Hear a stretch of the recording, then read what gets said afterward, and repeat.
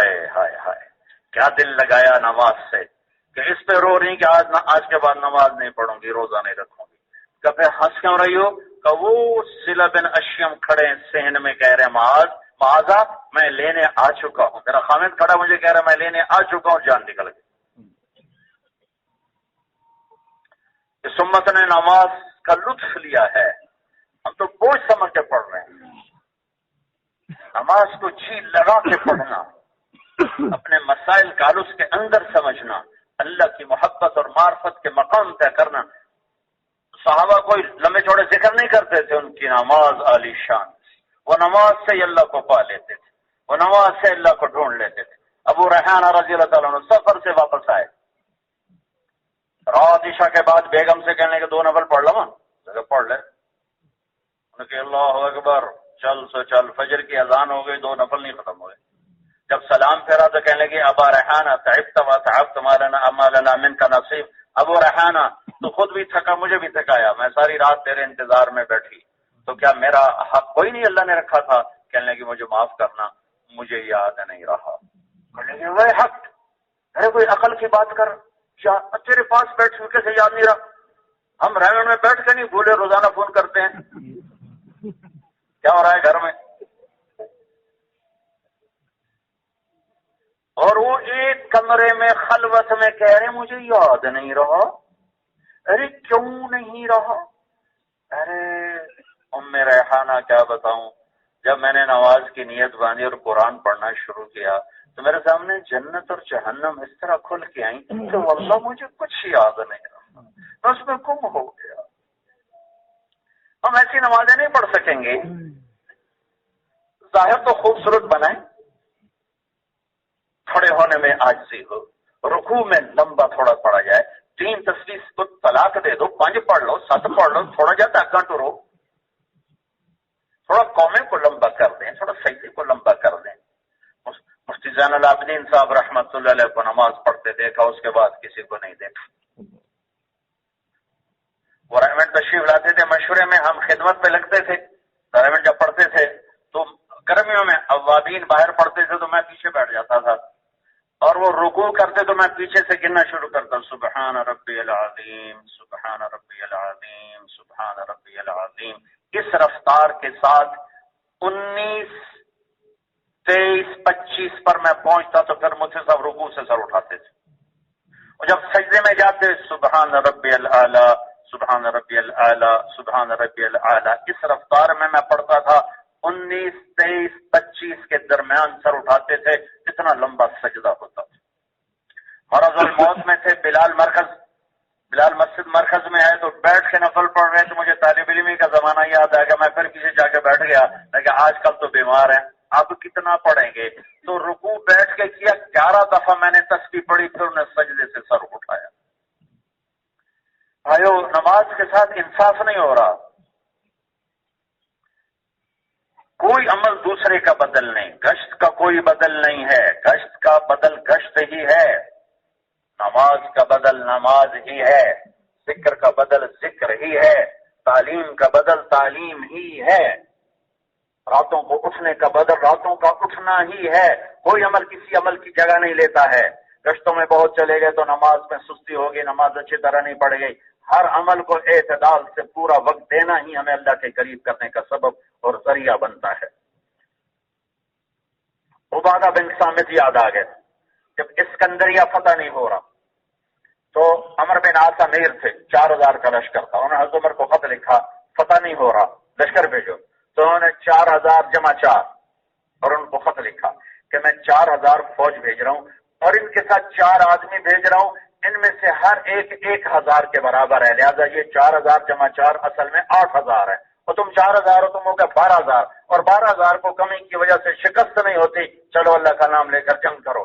4 زبیر بن عوام، مقداد بن اسود مہاجرین میں سے، محمد بن مسلمہ، اور تلوار ٹوٹ گئی، اور عبادہ بن صامت انصار میں سے، یہ 4 بھیج، 4 جمع 4 4000، ادھر وہ 4000، 8004۔ جب پہنچے تو عمرو بن عاص رضی اللہ تعالیٰ نے عبادہ بن صامت کو امیر بنا دیا کہ میں تمہیں امیر بناتا ہوں، تیری برکت سے خلافت ہوگا۔ یہ دن میں جنگ ہو رہی ہے اور پھر رات کو ہٹ کر ایک طرف نفل پڑھ رہے ہیں، تو کتنی پہرے داروں کی نظر پڑ گئی، 20 انہوں نے ایک دم حملہ کیا، نماز توڑی، تلوار اٹھائی اور اکیلے نے 20 آدمیوں سے مقابلہ کیا، ان میں سے 12 کے سر اڑا دیے اور جن نے جان بچاؤ، جن آ گیا، جن جب سارے بھاگ گئے تلوار رکھے اور پھر اللہ اکبر نماز شروع کر دی، ہائے ہائے ہائے، پھر نماز شروع کر دی۔ نماز ہماری جان ہے، رشت ہماری ہیٹ کی ہڈی، سنتے ہیں بزرگوں سے، نماز ہماری روح ہے۔ نماز میں اگر جان نہیں، طاقت نہیں، تو ہم ایسے ہوا میں معلق ہیں۔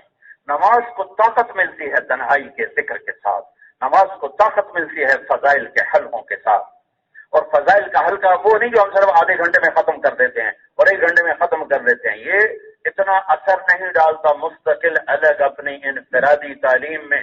اپنے نبی کی سیرت پڑھو، اپنے نبی کی زندگی پڑھو، اللہ کے واسطے صرف فضائل اعمال نہ پڑھو، اپنے نبی کی زندگی پڑھو انفرادی اوقات میں۔ صحابہ کی حیات و صحابہ جیسی کتاب 1400 سال میں نہیں لکھی گئی۔ عرب علماء نے اعتراف کیا ہے کہ سیرت کے باب میں 1400 سال میں ایسی کتاب نہیں لکھی گئی۔ صحابہ کی زندگی کو سینکڑوں کتابوں سے جمع کر کے دے دیا، یہ پڑھو، یہ پڑھو۔ مجھے مولانا سعید خان صاحب رحمۃ اللہ علیہ نے فرمایا تھا کہ تم نے حیات الصحابہ 10 دفعہ پڑھنی ہے۔ میں نے 5 دفعہ پڑھی ساری، آج تک میں کوئی کتاب دوسری دفعہ نہیں پڑھتا ہوں، 5 دفعہ پڑھی اور ہر دفعہ میرے آنسو اسی طرح بہے جیسے پہلی دفعہ میں نے پڑھا، اور 5 دفعہ کا میں ان کی روح کا مقروض ہوں۔ لیکن اب موقع نہیں ملتا ہے، اب اتنا کچھ آزار ہو گیا، کچھ مشغولی ہو گئی، نہیں پڑھا جاتا۔ لیکن 5 دفعہ پڑھنے میں ہر دفعہ ایمان میں بہار آئی، بہار آئی، بہار آئی۔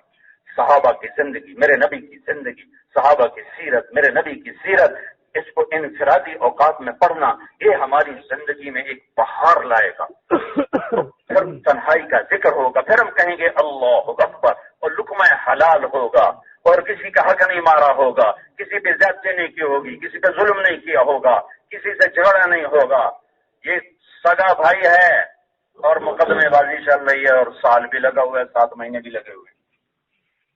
پھر اللہ اکبر کہے گا تو نماز، پھر نماز بنے گی۔ بھائیو، یہ میرے نبی کی خوبصورت محنت کے چند اعمال ہیں۔ ایک جملہ میں نے پہلے جو قرآن کا تھا چھوڑ دیا، اب اس کو بتانے لگا، ہذہ سبیلی، یہ ہے میرا راستہ۔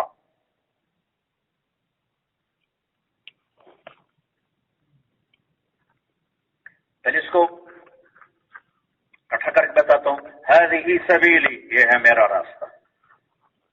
اچھا، میں ایک لہجے میں بولوں گا، اس کو غور کرنا، یہ ہے میرا راستہ، یہ ہے میرا راستہ، کوئی فرق محسوس ہو؟ اچھا، ایک اور مثال دیتے، ایک آدمی نئی گاڑی خرید کر کہتا ہے یہ ہے میری گاڑی، لہجے میں سمجھ آیا؟ ایک اٹھان ہے، ایک فخر ہے، یہ ہے میری گاڑی۔ سائیکل والا کہے گا یہ ہے میرا سائیکل، وہ کہے گا اپنا ہی ہے بھائی، اپنا ہی ہے، غریب بندی سواری بھائی۔ ہذہ سبیلی میں خالی خبر نہیں ہے، یہ لہجے میں نے بدوؤں سے سیکھے ہیں، کتاب سے نہیں۔ قرآن ایک زندہ بول ہے، لکھا گیا بعد میں، اور بول میں اٹھان ہے، اتار چڑھاؤ ہوتا ہے۔ ہذہ سبیلی میں ایک اٹھان ہے۔ عرب، میرے نبی، عربوں کو فخر ہے نسب پر، حسب پر، شاعری پر، شجاعت پر، بطولت پر، خطابت پر، فصاحت پر، ان کو فخر ہے اپنے اپنے۔ آپ بھی فخر کرو، ہذہ سبیلی، یہ ہے میرا راستہ۔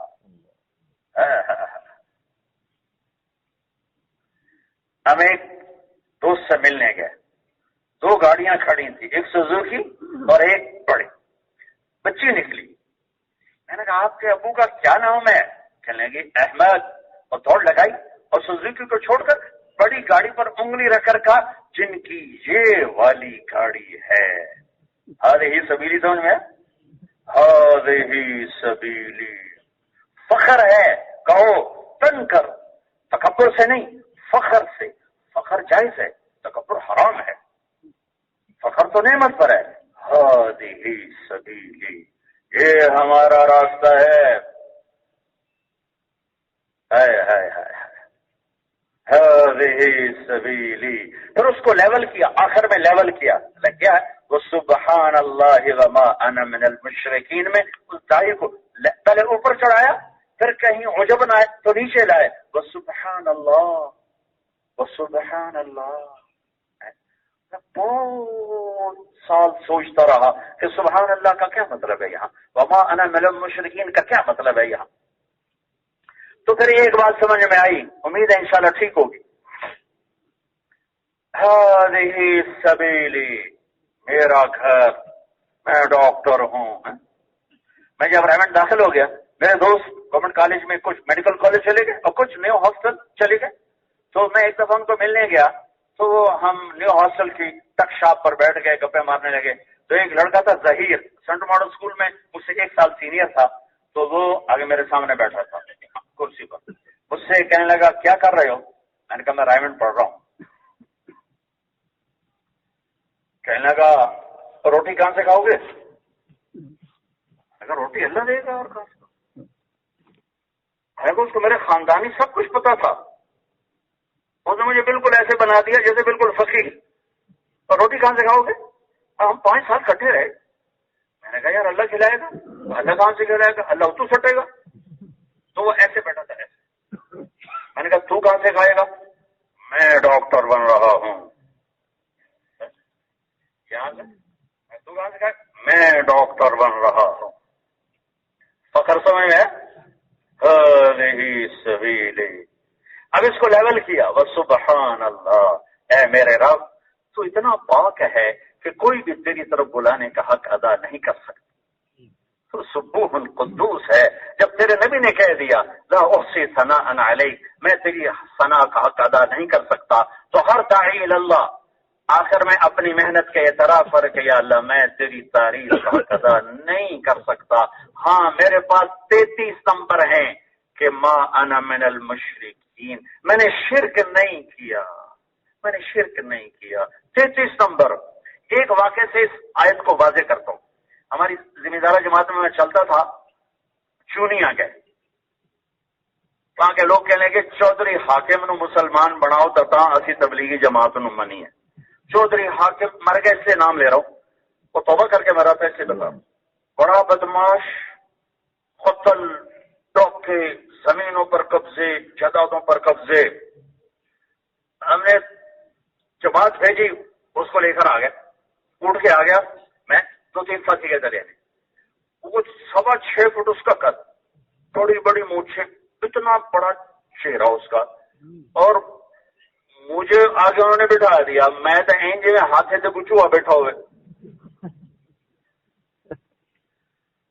تو میں نے کچھ، مجھے نہیں یاد میں نے کیا بات کی. میں نے میرے خیال کچھ 10 منٹ بات کی ہوگی. ویسے انفرادی دعوت کبھی لمبی نہیں دینی چاہیے، مختصر دینی چاہیے، مختصر دینی چاہیے. اگلے کو بولنے کا موقع دینا چاہیے. میں نے 10 منٹ بات کی، ابھی میری بات چل رہی تو اس نے میری بات کاٹ دی. کہنے لگا مولوی جی ایک شرک نہیں کیتا، باقی سارے گناہ کیتے نے، کوئی بخشش دی راہ ہے؟ میں اب بھی رو رہا ہوں اس کی. ایک شرک نہیں کیتا، باقی سارے گناہ کیتے، کوئی ساڈے بھی بخشش ہے؟ میں کہا چودھری حاکم کو رب نال ساڈا واسطہ جڑا انج معاف کر دیندا ہے 7 زمین آسمان گناہاں نال بھر کے ایک واری کوئی اللہ معاف کر تو اندا جا معاف کیتا. وہ 2 گھنٹے ہمارے پاس ٹھہرا. بیان کے بعد آیا تھا، کھانا کھایا، یہ میری بات ہوئی تو واپس کے اگلے دن سارے قبضے واپس کر دی. لوگ اتنے سہمے ہوئے تھے کہ کہنے لگے چودھری جی تسی اپنے کو رکھو، سانو ٹھیکہ دے دیتا کرو، اور کبھی میری اگلی معاف کرو. زمینیں واپس کی، چیزیں واپس کی، نماز شروع کی اور توبہ کر کے دنیا سے رخصت ہوا. وما انا من المشرکین. عاجزی کی آخری حد ہے کہ اللہ ہر عیب ہے بس شرک نہیں کیا.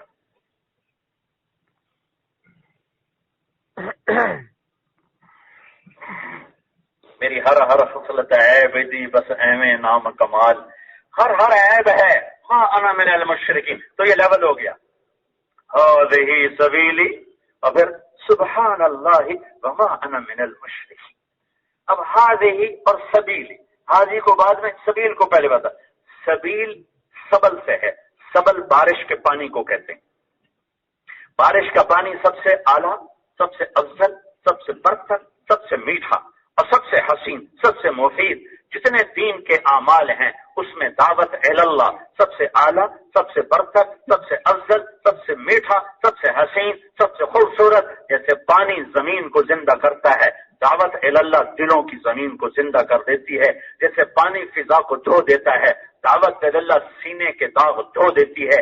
جیسے پانی کا اترنا قوس و قزح کے رنگ بکھیر کر کائنات کو خوبصورت کر دیتا ہے، دعوت کی محنت دلوں کی دنیا کو خوبصورت کر دیتی ہے.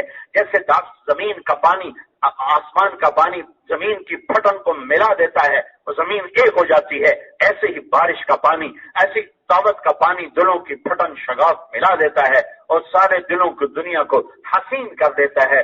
سبل میں جتنے اب بڑھاتے جاؤ یہ لمبا چوڑا خوبصورت، اللہ نے ایک لفظ میں دعوت کے حسن کو چھپا دیا. ہاذا نہیں کہا، ہاذا سبیلی، یہ ہے میرا راستہ. ہاذا مذکر ہے، ہذہ مؤنث ہے، ہذہ مؤنث ہے، ہاذا مذکر ہے. مؤنث کا لفظ لیس الذکر کالانثی، مؤنث میں طاقت تھوڑی ہے، مذکر میں زیادہ ہے. اللہ نے ہاذا کو چھوڑ کے ہذہ میں صرف ایک اشارہ ہے کہ عورت محبت سے چلتی ہے. ہر انسان محبت اور نرمی سے چلتا ہے، لیکن خاص طور پر عورت کا اللہ تعالیٰ نے ایسا بنایا ہے مزاج کہ بے انتہا محبت و تم پہ قربان ہو جائے گی. اسے فتوے سناؤ گے، اسے مسئلے سنا کر چلاؤ گے تو وہ مشرق کی عورت ہے، تمہارے ساتھ گزارا کرے گی لیکن گھٹ گھٹ کے مر جائے گی، تمہیں دل کبھی نہ دے سکے گی. کوئی انسان سختی سے نہیں چلتا، نرمی سے چلتا ہے، محبت سے چلتا ہے. ہذہ میں اشارہ ہے کہ یہ محنت نرمی والی ہے، محبت والی ہے، لطف والی ہے، عزت دینے والی ہے، ذلیل کرنے والی نہیں ہے. ہم تربیت کے نام پر کتنوں کو ذلیل کر دیتے. کئی ساتھیوں کو تربیت کا بھوت سوار ہو جاتا ہے، تربیت کرنی ہے، اور تربیت کے نام پر اچھے ہیروں کو رول کے رکھ دیا اور ذلیل کر دیا اور دھتکار دیا. چونکہ سیرت تو سامنے نہیں کہ میرے نبی نے کیسے تربیت فرمائی. سارے دین کا مزاج نرمی ہے، اور اس دعوت کے ہذہ کے لفظ میں نرمی کا پیغام چھپا ہوا ہے اور محبت کا پیغام چھپا ہوا ہے اور لطف کا پیغام چھپا ہوا ہے. اس کے ساتھ ایک حدیث جوڑو، ایعر الاسلام اوثق، اسلام کا سب سے مضبوط عمل کیا ہے؟ صحابہ نے کہا نماز، الصلاۃ. میرے نبی نے فرمایا وحسنۃ وما ہی بها. ہاں ٹھیک، نماز بہت اعلیٰ عمل ہے، وہ نہیں جو میں نے پوچھا ہے، سب سے مضبوط نہیں ہے. قالوا الجہاد، جہاد حسن وما هو به، جہاد بھی بہت اچھا ہے لیکن وہ نہیں سب سے مضبوط نہیں. الصیام حسن وما هو به، الحج حسن وما هو به، قال الله ورسوله اعلم. روزہ بہت اچھا ہے، حج بہت اچھا ہے، نماز بہت اچھی، جہاد بہت اچھا، سب سے مضبوط عمل تم نے ابھی تک نہیں بتایا. کہ یا رسول اللہ اگر آپ بتا دیں. سنو ان اوثق عر الاسلام الحب للہ والبغض للہ. سنو، اسلام کا سب سے مضبوط عمل آپس میں محبت ہے اور اللہ کے لیے بغض رکھنا اور اللہ کے لیے محبت کرنا ہے.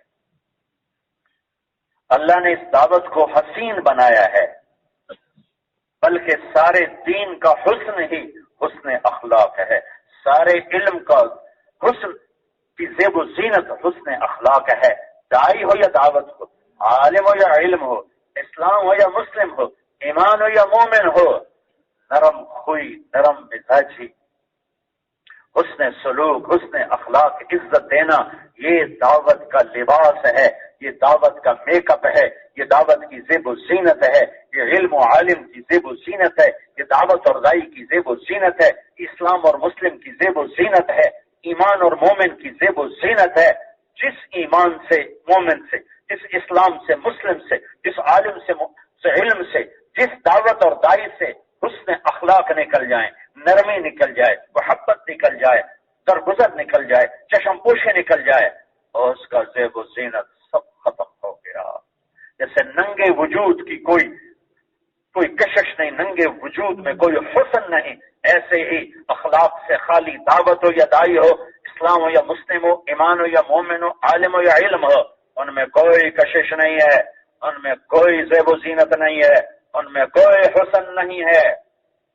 لو کان الرفق خلقا لما رأى الناس خلقا احسن منه، میرے نبی نے فرمایا اگر نرمی کی کوئی شکل ہوتی تو کائنات میں اس سے خوب شکل کوئی نہ ہوتی، ولو کان العنف خلقا لما رأى الناس خلقا اقبح منه، اور اگر سختی کی کوئی شکل ہوتی تو کائنات میں اس سے زیادہ سخت شکل اور کوئی نہ ہوتی۔ ارے بھائیو، ایک مرکز والے ایک دوسرے کو عزت نہ دے سکیں تو امت کو عزت کہاں سے دے گی؟ ایک مسجد کی جماعت ایک دوسرے کو عزت نہیں دے رہی، ایک مرکز کے شورا والے ایک دوسرے کو عزت نہیں دے رہے، تو کام کہاں چلا گیا؟ حسن ہی آدمی کو کھینچتا ہے۔ اور ایک آیت سے میں نے اس کو لیا ہے، یہ دیکھو یہ 3 انگلیاں ہیں میری۔ پہلی آیت خذ العفو، اس سے نیچے وَأَعْرِضْ عَنِ الْجَاهِلِينَ، یہ 2 اس کے درمیان یہ وَأْمُرْ بِالْعُرْفِ، خذ العفو سورہ اعراف، وَأْمُرْ بِالْعُرْفِ وَأَعْرِضْ عَنِ الْجَاهِلِينَ، یہ لباس اور یہ جسم، معاف کرنے کو پکڑ لو میرے حبیب، معاف کرنے کو پکڑ لو۔ پکڑنا مادی چیزوں کا ہوتا ہے، مائک پکڑ لو، ممبر پکڑ لو، ہاتھ پکڑ لو، مانوی چیزوں کے لیے تمسک ہوتا ہے، فاستمسک بالعروۃ الوثقی لا انفصام لها، لیکن اللہ نے معاف کرنے کو اتنا ہائی لائٹ کیا ہے، ایک وجود دکھا کر کا اس کو چمٹ جاؤ اور ہر حال میں معاف کرنا سیکھو، ہر حال میں معاف کرنا سیکھو، ہر حال میں درگزر کرنا سیکھو۔ اگر کہا اور دعوت دو، اگر کہا اور زیادتی کرنے والوں سے درگزر کرو، زیادتی کرنے والوں سے 2 دفعہ اخلاق کا حکم ہے، 1 دفعہ تبلیغ کا حکم ہے، 2 دفعہ اخلاق، 1 دفعہ تبلیغ، 2 دفعہ اکرام، 1 دفعہ دعوت۔ ہم اخلاق کے تذکرے مٹا چکے ہیں، اس لیے ہماری تبلیغ خشک ہو گئی ہے، دل پھٹے ہوئے ہیں، نفرتوں کی آگ بھڑک رہی ہے۔ مولانا یوسف صاحب رحمۃ اللہ علیہ کا ایک قول اپنے بڑوں سے سنا، میں نے تو ان کو نہیں دیکھا کہ اس کام کو باہر والا کوئی نہیں توڑے گا، کام کرنے والے اس کو توڑیں گے، یہ باہر کی طاقتوں سے نہیں ٹوٹے گا، ان کے اپنی نادانیوں سے ٹوٹے گا۔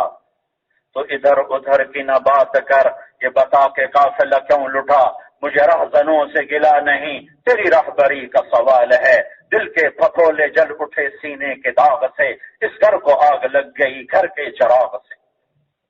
اگر مجھے محبت نہیں آتی، مجھے معاف کرنا نہیں آتا، مجھے درگزر کرنا نہیں آتا، مجھے ساتھیوں کے عیب چھپانا نہیں آتا، تو بھائیو پتہ نہیں کون سی تبلیغ ہم کر رہے ہیں۔ ہے میرے نبی کے سامنے ماعز اسلمی، یا رسول اللہ میں نے زنا کیا ہے، پاک کیجئے۔ مزاج شریعت، مزاج داعی، آپ نے یوں منہ کرا، جاؤ کوئی نہیں کیا، کوئی نہیں کیا۔ وہ اٹھ کر ادھر آ گیا، میں نے کیا ہے مجھے پاک کریں۔ جاؤ تم نے کوئی نہیں کیا، کوئی نہیں کیا۔ میں نے کیا ہے مجھے پاک کریں۔ جاؤ تم نے کوئی نہیں کیا، کوئی نہیں کیا۔ میں نے کیا ہے مجھے پاک کریں۔ جب 4 دفعہ ہو گیا، حجت پوری ہو گئی، یا 4 گواہ یا 4 دفعہ اپنی گواہی دے۔ آپ نے پھر پردہ ڈالنا چاہا، ارے بھائی پاگل تو نہیں؟ اللہ کی قسم ایک آدمی کہہ دیتا پاگل تو آپ اٹھا دیتے، جی نہیں پاگل نہیں۔ پھر آپ نے ایک اور طریقہ سوچا، ارے بھائی دیکھو نشے میں تو نہیں، شراب تو نہیں پی۔ ایک آدمی کہہ دیتا نشے میں ہے تو آپ اٹھا دیتے، کہا جی نہیں نشے میں بھی نہیں۔ بڑے دکھی دل کے ساتھ فرمایا اچھا پھر حد قائم کرو. جب وہ انتقال جنازہ ہو گیا، دفن ہو گیا، تو آپ نے ثابت بن حزال سے کو بلا کر کہا لو سترتہ بثوبک، کاش تو اس کو اپنی چادر میں چھپا لیتے. ثابت بن حزال اس جملے کا کیا مطلب ہے؟ ان سے جب گناہ ہوا تو ابو بکر کے پاس گئے، ابو بکر مجھ سے جو گناہ ہوا ہے کہنے کہ توبہ کر، معافی مانگ، معاملہ صاف ہے. چین نہیں ہے. حضرت عمر کے پاس گئے، عمر کے پاس مجھ سے یہ ہو گیا، انہیں کہا توبہ کر، کسی کو نہ بتا، پھر چین نہیں ہے تو ثابت بن حزال کے پاس گئے، یہ انصاری صحابی، انہوں نے کہا اللہ کے نبی کو بتا دے. تو اللہ کے نبی کو بتایا تو حد قائم ہو گئی. تو آپ نے ثابت سے کہا کاش تو میرے پاس نہ بھیجتا اور اسے اپنی چادر میں چھپا لے. یہ مزاج شریعت ہے. ہمارے تو جو مزاج کے مطابق نہ چلے، مرکز سے تشکیل اس کی مسجد میں ہو جاتی، مسجد سے گھر کی ہو جاتی. اللہ نے اپنے نبی پر احسان جتلائے. پھر امرأ غامدیہ، یا رسول اللہ میں مائز کی طرح، مجھے نہ ٹالیے گا، مجھے حمل ہو چکا ہے گناہ کا، مجھے پاک فرمائیں. پھر آپ نے اس کے لیے بھی یہ طریقہ اختیار کیا، جب بچہ پیدا ہو پھر آنا. ہم نے کہا 6-7 ماہ گزریں گے بھول جائے گی. پروان ایمان ایسا تھا، اندر میں ندامت کی آگ تھی، تپش. بچہ پیدا ہوتے یا رسول اللہ بچہ پیدا ہو گیا، اب آپ مجھے پاک کریں. آپ نے پھر ٹالا، جاؤ اسے دودھ پلاؤ، جب اس کا دودھ چھوٹ جائے اور یہ روٹی کھانے لگے پھر میرے پاس لانا، پھر حد قائم کروں گا. 2 سال وہ ندامت کی آگ میں چلتی رہی، ایسا ایمان کہ وہ آگ بجھ نہ سکی. زمین آسمان بھی روئے ہوں گے. جب وہ عورت بچے کو لے کر مسجد میں آئی، بچہ روٹی کھا رہا تھا، ایک ہاتھ سے ماں کا ہاتھ پکڑا ہوا تھا، دوسرے ہاتھ سے روٹی کھا رہا تھا. یا رسول اللہ آپ دیکھ لیں میرا بچہ روٹی کھا، مجھے پاک کر دیجیے. پھر آپ نے فرمایا یہ بچہ حلال کا نہیں ہے. آپ نے کہا کون اس بچے کا کفیل بنے گا، میں جنت میں اس کا ضمانت دیتا ہوں، میرا ساتھی ہوگا. ایک انصاری صاحب نے کھڑے ہو کر کے یا رسول اللہ میں اس کو پالوں گا. آپ نے بچہ اس کے حوالے میں اس پر حد قائم فرمائی. بھائیو غیبت نے دلوں کو تباہ کر دیا ہے، محبتیں ختم ہو چکی ہیں، نفرتوں کی آگ میں خود ہم جل رہے ہیں. بھڑکتی آگ پہ پانی کون ڈالے گا؟ اور اس کے پیچھے کوئی بڑی لڑائیاں نہیں ہیں، صرف زبان کا غلط استعمال ہے. خوبیاں دیکھنے کی بجائے کمیاں دیکھ رہے ہیں، کمیاں دیکھ رہے ہیں، کمیاں دیکھ رہے ہیں. کسی کو آگے بڑھنے کا شوق ہوتا ہے، کسی کو مسلط ہونے کا شوق ہوتا ہے، کسی کو نمایاں ہونے کا شوق ہوتا ہے، وہ اس میں کام خراب ہو جاتا ہے. اور کہیں خالی نادانی کی وجہ سے غیبت چل چل چل چل دل پٹ پٹا جاتے ہیں. اس سے میرے نبی نے فرمایا تھا معاذ سارے دین کا خلاصہ بتاؤں، سارے دین کا خلاصہ. کہا کیا؟ جو دیکھ سکتے ہیں مجھے دیکھو. آپ نے زبان باہر نکالی، یوں پکڑی ہے. پھر فرمایا کف ھذا، معاذ یہ زبان قابو میں رکھنا، یہ زبان قابو میں رکھنا. معاذ کہنے لگے یا رسول اللہ انا آخذ بما نقول، کیا بول پر بھی پکڑو گی؟ کہ ثقلت کا امک یا ابن جبل، ارے جبل کے بیٹے کیا نادانی کا بول بولتا ہے. بہل یکب الناس فی نار جہنم الا حصائد السنتہم، سب سے زیادہ جہنم میں دھکا دینے والی زبان ہوگی، زبان زبان زبان.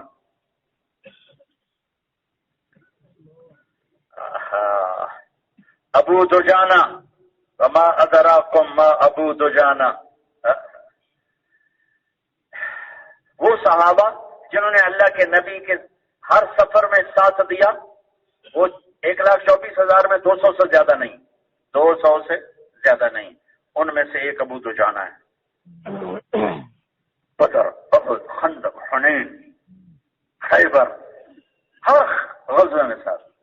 احد کی جنگ میں آپ نے تلوار اٹھائی، کون لے گا کون لے گا؟ کئی لوگ کھڑے ہوئے. آپ نے کہا اس کا حق کون ادا کرے گا؟ سارے بیٹھ کے 3 کھڑے رہے، عمر، زبیر، ابو دجانہ. آپ نے تلوار عمر زبیر کی بجائے ابو دجانہ کو دی. زبیر پھوپھی کے بیٹے، ابو دجانہ سے بڑے شاہ سوار، کہنے کہ میرے جی میں آیا میں پھوپھی ذات بھی اور اس سے زیادہ شاہ سوار بھی مجھے کیوں نہیں دی، اس کو کیوں دی؟ دیکھتا ہوں یہ کیا کرتب کرتا ہے۔ ابو دجانہ نے سرخ پٹی باندھی، انا الذی عاہدنی خلیلی لدى الصف نحن بالنخیل اللہ اقوم الدہر فی القیول اضرب بسیف اللہ ورسولی۔ فی البدی شعر پڑھے، میں وہ ہوں جس نے اپنے حبیب کے ہاتھوں میں ہاتھ دے کر یہ عہد کیا ہے اس تلوار کا حق ادا کرنا ہے۔ اور ایک طرف سے جو قریش پہ حملہ کیا 3000 کی صفیں چیر کے پار نکل گئے، زبیر بھی ساتھ ہی پار نکل گئے۔ آگے عورتیں ہندا گانا گا رہی تھی، نحن بنات طارقی نمشی علی النوارق مشی القطل بوارق المسق فی المفارق والذر فی المخالق ان تقبلوا نعانقی وتدبروا نفارقی فراق غیر رامقی بغاریں۔ ابو دجانہ جو شیر کی طرح جھپٹے، ساری عورتیں بھاگ گئیں، ہندا کھڑی رہ گئی خوف میں، بھاگ نہیں سکی۔ تو ابو دجانہ تلوار اٹھائی، اس کی چیخ نکلی، تلوار اس کی مانگ پہ رکھی اور اٹھا لی۔ تو زبیر کہنے لگا یہ کیا کیا ہے؟ کہا اللہ کے نبی کی تلوار ہے، عورت کے خون سے گندا نہیں کرنا چاہتا، عورت کے خون سے گندا نہیں کرنا چاہتا۔ پھر واپس شیر کی طرح جسے بکریوں پہ حملہ ہوتا ہے۔ زبیر کہنے لگے ایک شاہ سوار تھا قریش کا، لمبا چوڑا ہاتھی جیسا، میرے جی میں آیا ابو دجانہ اس سے ٹکر لے تو پھر میں سمجھوں تلوار کا حق ادا ہوا ہے۔ تو اچانک دونوں آمنے سامنے ہو گئے اور ایسی بہادری اور دلیری کے جوہر دیکھے کہ خود بہادری اور دلیری اش اش پکار اور چشم فلک نظارہ دے۔ ایک کفر کا رکن تھا اور ایک اسلام کا رکن تھا، ایک عماد الاسلام تھا، ایک عماد الکفر تھا، ایک سندید کفر، ایک سندید اسلام۔ کوئی ہارنے کے لیے تیار نہیں، ٹھو ٹھو ٹھو تلواریں چیخ اٹھیں، ڈھالیں پکارنے لگیں۔ آخر ابو دجانہ کی تلوار جو پڑی اس ہاتھی جیسے کندھے پر 2 ٹکڑوں میں چیر کے پھینک دیا، 2 ٹکڑے ہو کے گرا۔ پھر چہرے سے لوہے کی ٹوپی اتار کر کہا ہاں میں ہوں ابو دجانہ، میں ہوں ابو دجانہ۔ یہ ابو دجانہ کیا کہہ رہے ہیں؟ اور یمامہ کی جنگ میں شہید ہوئے جب مسلمہ کذاب کا لشکر 1 لاکھ، مسلمان 12,000، حملہ ہوا، زید بن خطاب کا جھنڈا گر گیا، مہاجرین شہید ہو گئے۔ سالم مولا ابی حذیفہ نے جھنڈا اٹھایا، شہید ہو گئے، جھنڈا گر گیا۔ حبیب نے جھنڈا اٹھایا، جھنڈا گر گیا، شہید ہو گئے۔ پھر مہاجرین کا جھنڈا نہیں اٹھ سکا اور مہاجرین میدان چھوڑ گئے۔ تو خالد بن ولید نے انصار کو پکارا، یا معاشر الانصار، یا برا ابن مالک، برا ان میں سے ہیں جن کے بارے میں میرے نبی نے فرمایا اگر اللہ پہ قسم کھائے اللہ کبھی خالی ہاتھ نہ لوٹائے۔ برا کچھ کرو۔ میدان نکل گیا، کہنے کا اخلصنا، مجھے الگ کر، مجھے انصاری الگ کر کے دے۔ کہ تو خود ہی پکار، اور ایک چٹان پہ چھلنگ لگائی اور اعلان کیا یا معاشر الانصار الیہ یا معاشر الانصار۔ تو انصار ایسے لب کے جیسے شہد کی مکھی ملکہ کی طرح لپکتے۔ ایک ابو عقیل صحابی ہیں انصاری، وہ رینگنے لگے، سینے میں تیر تھا۔ ابن عمر پاس تھے، ارے کہاں جا رہے ہو؟ کہا انصار کی آواز ہے۔ کہا وہ تمہیں نہیں پکار رہے، صحت مند جا رہے ہیں۔ کہا میں بھی انصاری ہوں۔ اس نے یہ نہیں کہا بیمار نہ ہے، زخمی نہ ہے، انصار ہے، میں انصاری ہوں۔ رینگے تو سینہ پھٹ گیا۔ کہنے لگے عبداللہ مجھے پتھر پہ بٹھا، انہوں نے اٹھایا، پتھر پہ بٹھایا تو ایک بجلی گونجی، ایک کڑکتی آواز، ایک گرجدار آواز نے میدان کو ہلا دیا، یا معاشر الانصار یوم کا یوم بدر کرتن کا کرت حنین۔ اے انصار کی جماعت، آج بدر اور حنین کی یاد تازہ کر کے دکھا دو۔ اور گر کے شہید ہو گئے۔ 3000 اکٹھے ہوئے، ان کو 5 سرداروں نے لیڈ کیا۔ ثابت بن قیس بن شماس کے ہاتھ میں جھنڈا تھا، برا بن مالک، ابو دجانہ،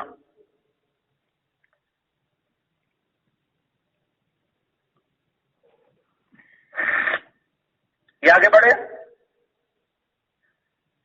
ثابت بن قیس بن شماس کے ہاتھ میں جھنڈا ہے، ابو دجانہ ایک طرف ہے، برا بن مالک دوسری طرف ہے، عباد بن بشر ان کے آگے ہیں۔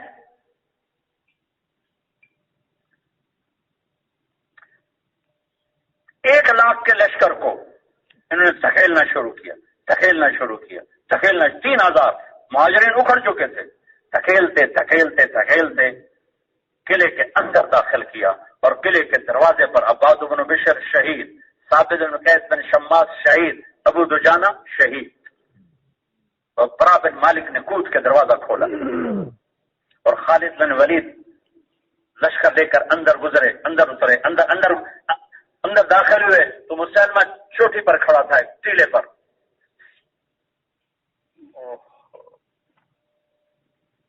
تو حمزہ کے قاتل وحشی کہنے لگے میں نے اپنا برچھا نکالا جس سے حمزہ کو شہید کیا تھا، میں نے کہا آج میں نے اسے قتل کیا تو حمزہ کے خون کا بدلہ چک جائے گا.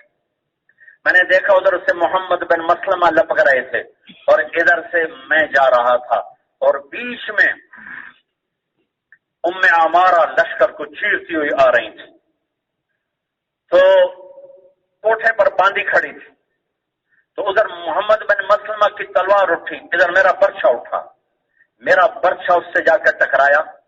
اب میرا برچھا پہلے ٹکرایا یا محمد بن مسلمہ کی تلوار پہلے ٹکرائی مجھے نہیں پتا.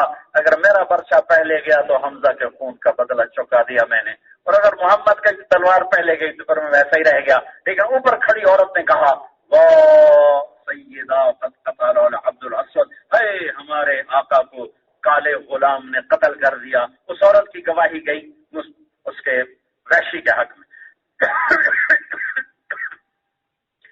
یہ ابو دجانہ کے لے کر یہ زندگی ہے. اب ابو دجانہ نے کیا کہا یہ سنانا اس لیے پیچھے کیا تھا کہ آپ کو ابو دجانہ کی تھوڑی سی سیرت پتہ چلے، پھر ان کے بول کی طاقت کا پتہ چلے.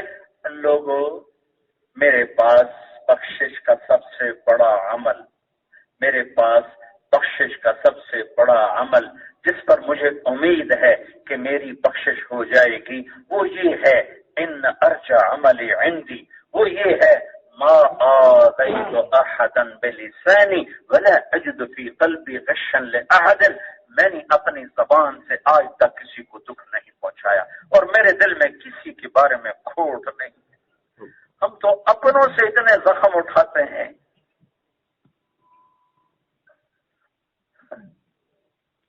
غیروں سے کیا گلا، غیر تو غیر ہے، غیر سے کیا گلا.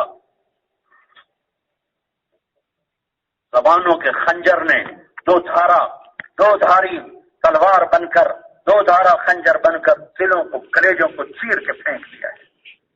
کام کی حفاظت کرنی ہے تو محبتوں کو زندہ کرنا پڑے گا، درگزر کو سیکھنا پڑے گا، معاف کرنے کو سیکھنا پڑے گا، خوبیوں کو دیکھنا اور کمیوں کو چھپانا پڑے گا.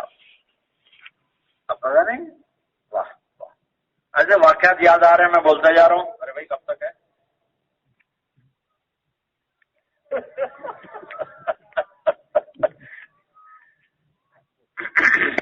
ابو محجن ثقفی رضی اللہ تعالیٰ عنہ شراب پیتے تھے. صحابہ بشر تھے، نبی نہیں تھے، معصوم نہیں تھے، ان سے بھی خطائیں ہوئیں، لیکن اللہ نے وعدہ کیا کلن وعد اللہ الحسنى، میں نے تیرے تمام صحابہ کو بخش دیا، جنت دے دی. بس لہذا ہم کسی صحابی پہ تنقید نہیں کر سکتے، اعتراض نہیں کر سکتے کہ اللہ نے معاف کر دیا. شراب کی عادت تھی، ہر دفعہ کوڑے کھاتے پھر پیتے، کوڑے کھاتے پھر پیتے، اور جنگ میں شریک ہیں، گھر کی تشکیل نہیں ہوئی. اب آپ مقامی کام کریں آپ کی تشکیل ہوگی. برداشت نہیں، ہم رائے کا اختلاف برداشت نہیں، کسی کو آگے بڑھتا دیکھنا برداشت نہیں، کسی کی صفات برداشت نہیں. کسی میں کوئی خوبی آ جائے تو اس کی تو موت آ جاتی، اس میں یہ خوبی ہے کیوں؟ ان کو گھر نہیں بھیجا، میدان جہاد میں شراب پی رہے ہیں، کوڑے کھا رہے ہیں، لڑ رہے ہیں. آخر ساتھ میرے وقاص نے نا قادسیہ میں پہنچ کے تنگ آ کے اس کو جیل میں ڈال، اس کو بند کرو، جب تک توبہ نہیں کرتا اس کو نہیں چھوڑوں گا. قادسیہ کی جنگ نے ایران کا فیصلہ کیا. جنگ 9 دن چلی ہے، 9 دن، ایک جنگ کا دن ہے، اور روم ایرانیوں نے صحابہ کو اکھاڑ دیا اور یہ اکھڑتے پیچھے آ رہے ہیں. تو یہ دروازے سے دیکھ رہے ہیں کہ مسلمانوں کے قدم اکھڑ رہے ہیں، یہ بے ماہی بے آب مچھلی پانی کے بغیر تڑپ رہے، کیا کرو. اتنے میں حضرت سلمہ گزری، مسلمہ بن حارثہ کی بیگم تھی، ان کی شہادت کے بعد ان سے نکاح کیا سعد بن ابی وقاص نے. کہنے کہ سلمہ میری بیڑیاں کھول دے، یہ دروازہ کھول دے، مجھے سعد کا گھوڑا دے دے، تلوار اس کے ڈھال دے دے، میں اگر شہید ہو گیا تم سب کی جان چھوڑ جائے گی مجھ سے، اور اگر میں بچ کے آ گیا تو یہیں آ کے بیڑیاں پہن کے بیٹھ جاؤں گا. وہ کہنے کہ میں تو نہیں کرتی. سعد کو پتا چلا تو مجھے سزا دیں گے، ناراض ہوں. وہ چل پڑے تو کفا حسنا ان تلتقی الخیل بالقدا واترک مشدودا علی وفا کیا. میرے تک کے لیے اتنا ہی کافی ہے کہ حق و باطل ٹکرا رہے ہیں اور میں بیڑیوں میں بندھا ہوا بیٹھا ہوں.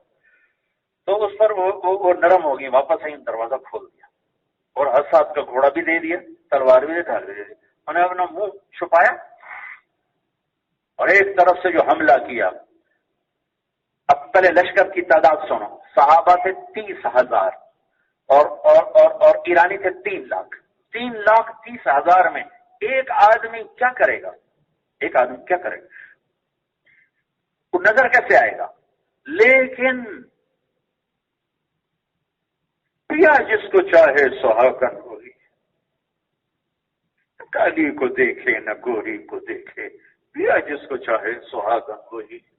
پتہ نہیں کون سی خوبی ابو محجن کی میرے رب کو پسند تھی شراب پینے کے باوجود. ہم نے سیکھا نہیں کمیوں میں سے خوبیاں ڈھونڈنا، ہم نے سیکھا ہے خوبیوں میں سے کمیاں ڈھونڈنا، خوبیوں میں سے کمیاں نکالنا.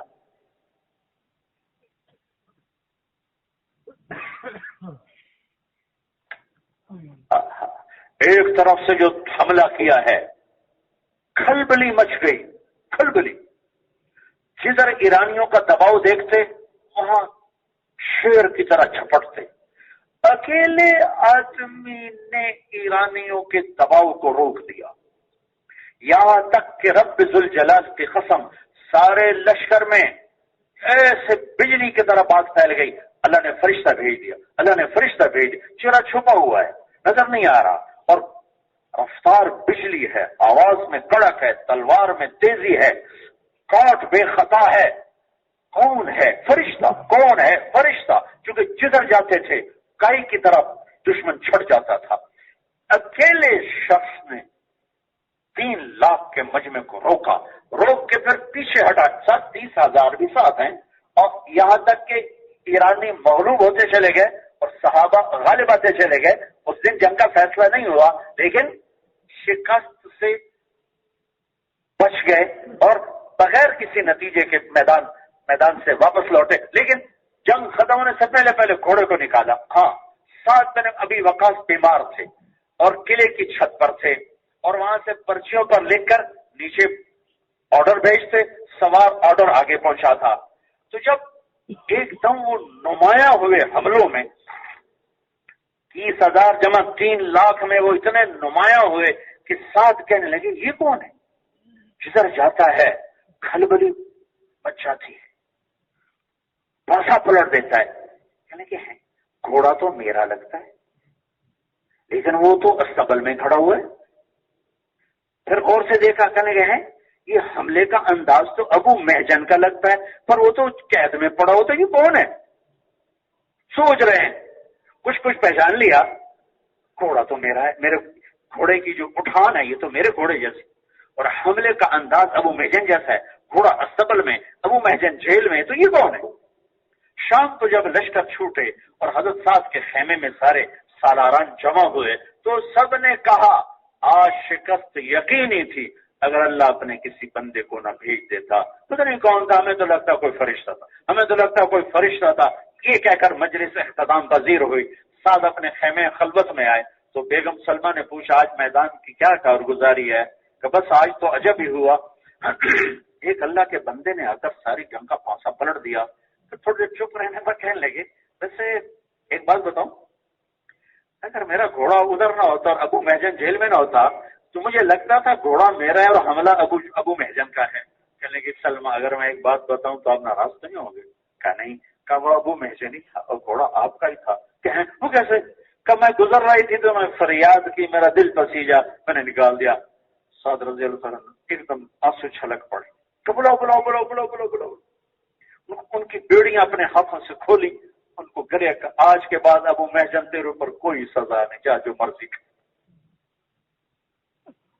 صحابہ کی زندگی پڑھو، کیسے قدر کی، اپنے ساتھیوں کی کیسے قدر کی، اور ان سے ان کی استعدادوں کے مطابق کام لیا۔ حضرت عمرو بن عاص فرماتے ہیں جب میں اور خالد مسلمان ہوئے، حالانکہ یہ تیسری صف کے صحابہ ہیں، تیسری صف کے صحابہ ہیں، 4 صفیں ہیں صحابہ کی، یہ صلح حدیبیہ سے پہلے تک جو ایمان لائے، مہاجرین پہلی صف ہیں، انصار دوسری صف ہیں، صلح حدیبیہ سے پہلے ایمان لانے والے یہ تیسری صف ہیں، صلح حدیبیہ کے بعد ایمان لانے والے تیسری صف ہیں، اور فتح مکہ پر ایمان لانے والے چوتھی صف ہیں۔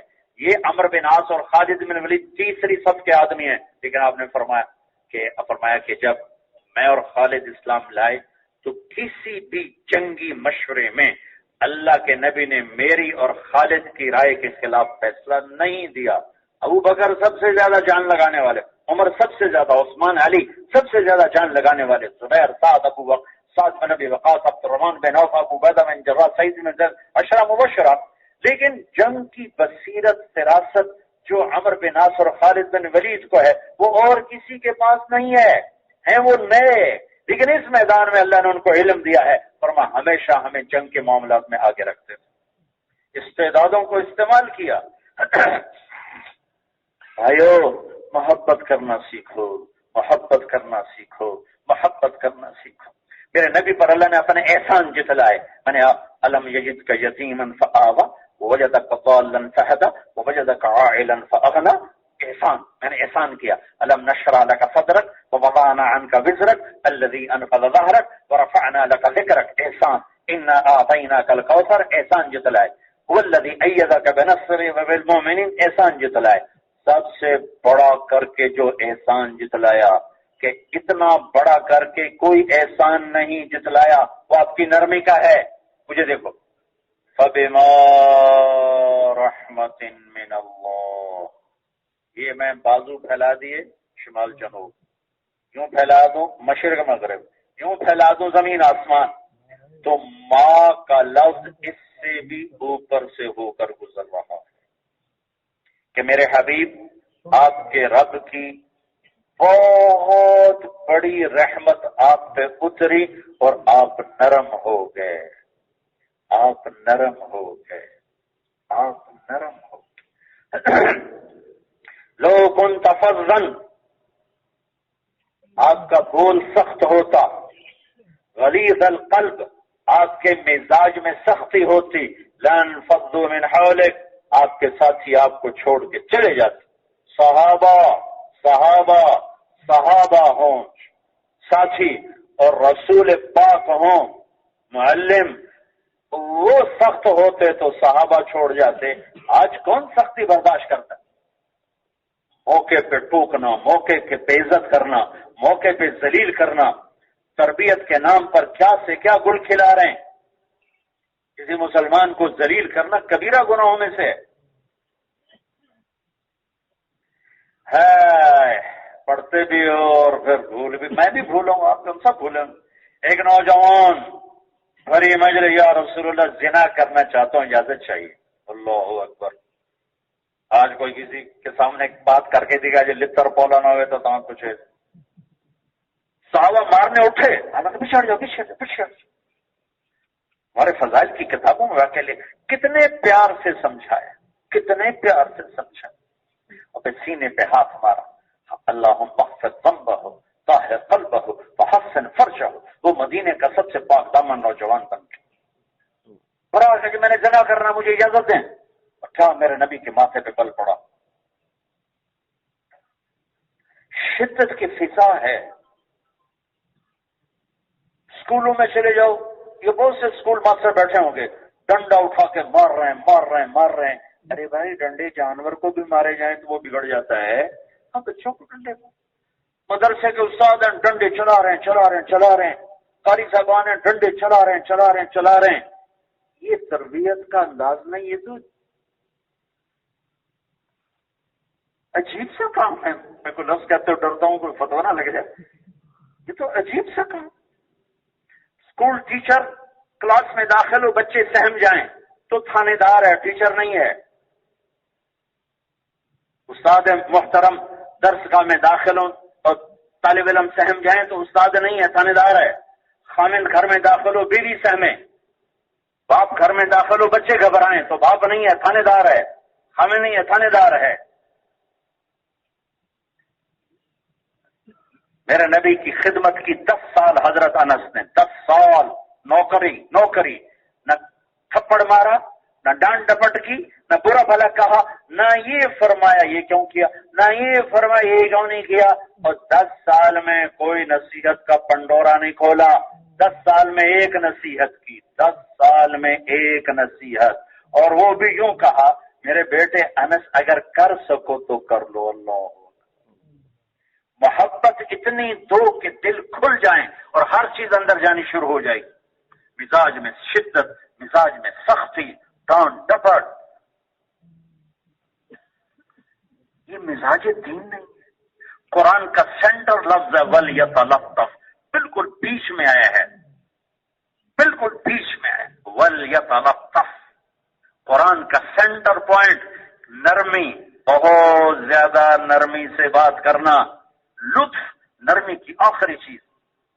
یا کوئی بھی لفظ لا سکتا تھا، جہاد کا، نماز کا، روزے کا، حج کا، زکات کا، تبلیغ کا، علم کا، ذکر کا، لیکن وَلْيَتَلَطَّفْ بیچ قرآن میں آیا. بیچ قرآن بیلنس ہے. قرآن اگر تمہارے مزاج میں نرمی ہے، مزاج کی شدت شریعت کو امبیلنس کر دے گی. عدم توازن کا شکار ہو جائیں گے ہم اگر مزاج میں شدت، موقع پہ ڈانٹنا، تربیت کے نام پر موقع پہ بے عزت کرنا. عزت نفس تو جانور کو بھی پیاری. ہمارا ایک گھوڑا تھا، میرے باپ کو گھوڑے رکھنے کا بڑا شوق، نکرا سفید گھوڑا، وہ بہت خوبصورت چلتا تھا، لیکن کوئی کچھ چھوٹی مار دیتا تو اڑ جاتا تھا.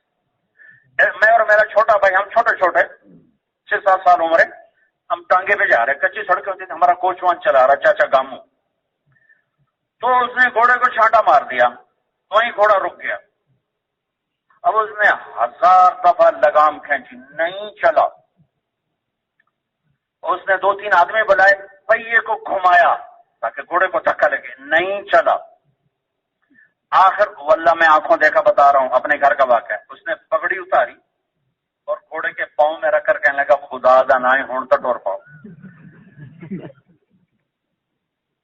پھر آ کر اس نے لگام کھینچی تو گھوڑا چل پڑا. عزت نفس تو جانور کو بھی محبوب.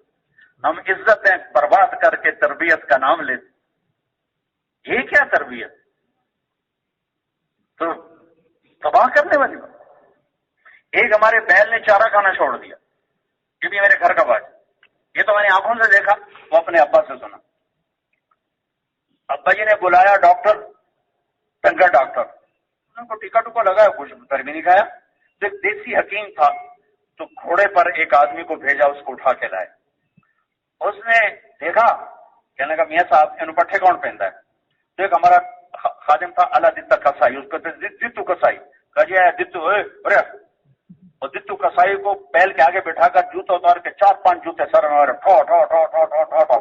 کہ میاں صاحب پٹھے پائے تو بیل نے کھانا شروع کر دیا. تو نے میرے ابا جی نے کہا یہ کیا چکر ہے؟ کہا جی اس کو کچھ نہیں تھا، اس نے اس کو کہیں سوٹی ماری ہے، تو اس کو وٹ پڑ گیا تھا کہ میں لتر نہ ویکھا تو میں روٹی نہیں کھاؤں. تب اس کو لتر پڑا تو خوش ہو گیا ہے. تو ہم شدت اور سختی سے کیا چاہتے ہیں؟ اب اس لیے میں نے کہا تھا اپنے نبی کی سیرت پڑھو، اپنے نبی کی زندگی پڑھو کہ آپ نے زندگی کیسے گزاری. حضرت عائشہ کو لقمے بنا کے کھلا رہے ہیں. کوئی پٹھان کھلائے گا بیگم کو لقمے؟ حضرت عائشہ کو لقمے بنا کے کھلا رہے ہیں. ان کو آٹا گوندنا نہیں آتا تھا شروع میں، تو آپ خود آٹا گوند کے دیتے ہیں، گھر میں جھاڑو دے رہے ہیں. اور ایک جہاد کے سفر سے واپسی ہو رہی ہے، ہم عائشہ نے نہیں، میرے نبی. آپ نے صحابہ سے کہا چلو بھائی آگے چلو. وہ چلتے چلتے چلتے سب نظروں سے دور ہو گئے.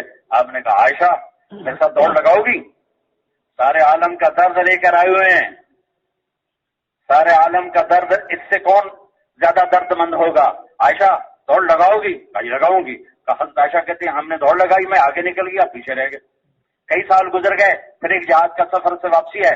آپ نے صحابہ سے چلو بھائی آگے، سارے آگے چلے گئے، غائب ہو گئے. عائشہ دوڑ لگائیں، آگے لگائیں. فلما تبدنت، اس وقت میں موٹی ہو گئی تھی. جب دوڑ لگی تو اللہ کے نبی آگے نکل گیا، میں پیچھے رہ گیا. تو آپ نے کہا ہذہ بتلک، اب تو میں برابر ہو گئے، ایک دفعہ تو جیت گئی، ایک دفعہ میں جیت گیا.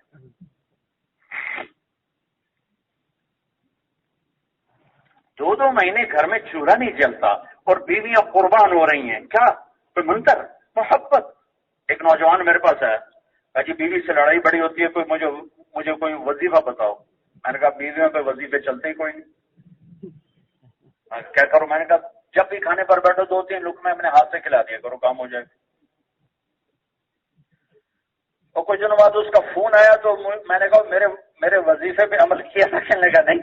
میں کیوں؟ کہنے لگا شرم آتی. اور میں نے کہا کمزور سے لڑتے ہوئے شرم نہیں آتی؟ عورت کو مارنا کوئی انسانیت ہے؟ میرے نبی نے فرمایا جو عورتوں پہ ہاتھ اٹھاتے ہیں ان میں کوئی خیر نہیں. اور میں سب سے بہترین مسلمان ہوا جو بیوی سے اچھا سلوک کرے. اور ایک عجیب حدیث سناؤں، شاید آپ پہلی دفعہ سنیں، بہت سمجھ میں اپنے بیانوں میں تو کہتا رہتا ہوں. میرے نبی نے فرمایا سب سے پہلے ترازو میں جو عمل تلے گا وہ مولانا صاحب کا علم نہیں، دائی صاحب کی دعوت نہیں، ایمان والے کا ایمان نہیں، سب سے پہلے بیوی سے سلوک تولا جائے گا. سب سے پہلے بیگم سے سلوک تولا جائے گا، اور بیگم کے لیے اس کے خامد سے سلوک تولا جائے گا. یہ اتنا اہم رشتہ. اور میرے نبی نے سارے عالم کا درد لے کر کیسے نبھایا ہے. آیا ہے